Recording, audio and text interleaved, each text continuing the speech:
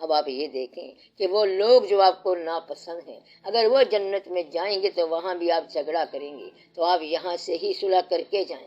عین ممکن ہے کہ وہ آدمی قبول ہو جائے جو آپ کو ناپسند ہو، اور اللہ کے پاس پہنچ کر اگر وہ آپ کے خلاف بول گیا تو پھر اللہ کے ساتھ اس کا اتنا ہی تعلق ہے جتنا آپ کا ہے۔ حالانکہ آپ نے بھی عبادت کی ہوگی، مگر یہ دیکھو کہ منظور کس کی ہوئی ہے۔ جس کی عبادت منظور ہوئی ہو اس کی پہچان بتاتا ہوں۔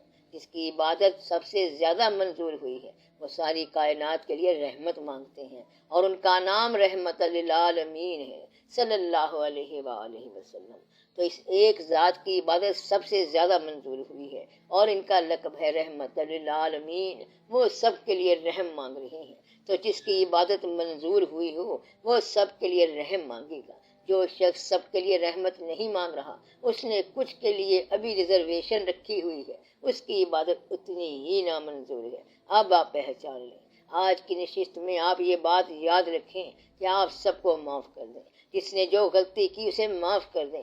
غلطی تو سب کرتے ہیں، آپ خود بھی کرتے ہیں۔ سب کو معاف کر دینے والا کہتا ہے کہ یا رب العالمین، سب کے لیے اپنی رحمت کے دروازے کھول، عام کر دے، تو سب کو معاف کر دے اور مسلمانوں کو ابتلا سے بچا۔ پھر آپ اپنے دشمن کو معاف کر کے اللہ کو بتائیں کہ میں نے یہ کیا ہے۔ اس طرح آپ بھی معاف، بس کام آسان ہو گیا۔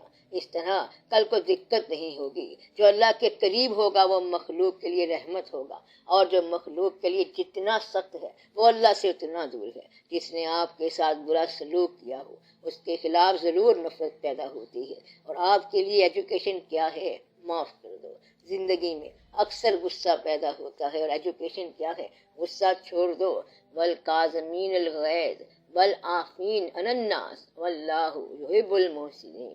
وہ غصہ پی جاتے ہیں اور لوگوں کو معاف کر دیتے ہیں، اور اللہ احسان کرنے والوں کو پسند کرتا ہے۔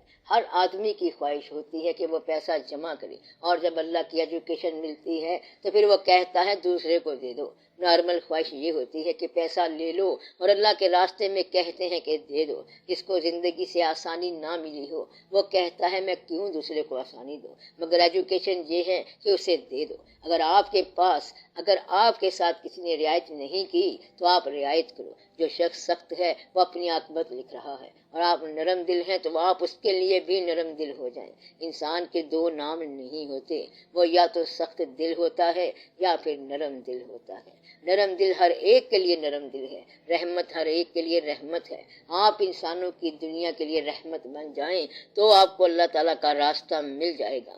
میں ایسے بے شمار واقعات جانتا ہوں۔ مثلاً ایک آدمی نے ایک جانور کے ساتھ محبت کی اور وہ اللہ کے بہت تقرب میں داخل ہو گیا، اس پر رحم کر دیا گیا۔ اگر کسی ولی سے پوچھیں کہ کیسے ولی بنے تھے تو ان میں سے کوئی بتائے گا کہ میں نے عبادت تو کوئی نہیں کی، میری ماں نے دعا دی تو میں ولی بن گیا۔ تو ماں اکثر دعا دے دیتی ہے، وہ آپ کی ساری غلطیاں بھول جاتی ہے اور ایسی دعا دیتی ہے کہ آپ کی ساری عبادت جو ہے وہ کمپنسیٹ ہو جاتی ہے۔ اس طرح ماں ولی بنا دیتی ہے۔ ایک بڑا مشہور واقعہ ہے کہ ایک آدمی شراب پیتا تھا، شراب کے نشے میں رہتا تھا۔ ایک صبح اس علاقے کا مامور درویش اس کے پاس آ گیا اور مبارک دی کہ تمہیں ولایت مل گئی ہے، تم قبول ہو گئے، یہ تو بتاؤ تم نے کیا نیکی کی تھی۔ اس نے کہا آپ سب کو پتا ہے کہ میں تو شرابی آدمی ہوں، میں نے کیا نیکی کرنی ہے۔ درویش نے کہا کہ یہ حکم ہے کہ ہم نے اسے علمت علیہم والے زمرے میں ایڈمٹ کر لیا ہے، جا کر اسے مبارک دو۔ تو ہم تمہیں مبارک دینے آئے ہیں اور یہ بھی پوچھنے آئے ہیں کہ آپ نے کون سی نیکی کی ہے۔ اس نے کہا میں نے تو کوئی نیکی نہیں کی، رات نشے کے عالم میں گھر آ رہا تھا تو راستے میں کاغذ کا ٹکڑا ملا، اس پر میں نے دیکھا کہ اللہ لکھا ہوا ہے، میں نے اس کو اسی حالت میں لپیٹا، خوشبو لگائی اور دیوار میں رکھ دیا۔ تو انہوں نے کہا کہ اللہ نے کہا ہے کہ تم نے میرے نام کو خوشبودار بنایا ہے، ہم تیرے نام کو خوشبودار بنائیں گے۔ یہ داتا صاحب رحمت اللہ کے بزرگوں میں سے تھے۔ کسی اور سے ملیں گے تو وہ کہے گا کہ اللہ مجھے سخاوت سے ملا ہے۔ تو اللہ کے بے شمار راستے ہیں، لیکن مزاج ایک ہونا چاہیے۔ جو مزاج بدلنے والا شخص ہے میں آج اس کو وارننگ دے رہا ہوں کہ اس کے لیے آسانی کا کوئی راستہ نہیں ہے۔ ایسا آدمی مزاج کی تبدیلیاں کرتا رہتا ہے، کبھی عابد ہو گیا، کبھی دنیا دار ہو گیا، پھر کبھی نیک ہو گیا۔ تو اس آدمی کے لیے آسانی کا کوئی راستہ نہیں ہے۔ اکثر یہ ٹربل ہے کہ وہ کہتا ہے کہ میں اب عبادت گزار ہو گیا ہوں، لیکن آخر اس دنیا کے لیے بھی تو کچھ کرنا ہوتا ہے۔ یہ جو دنیا ہے یہی دھوکہ دیتی ہے، اس لیے آپ ایک مزاج کے انسان بن جائیں۔ ظاہر باطن میں اگر کوئی فرق رہ گیا ہے تو اسے مٹا دیا جائے۔ اگر مزاج ایک جیسا ہو جائے تو زندگی کا ڈرامہ بے رنگ ہو کر رہ جائے گا۔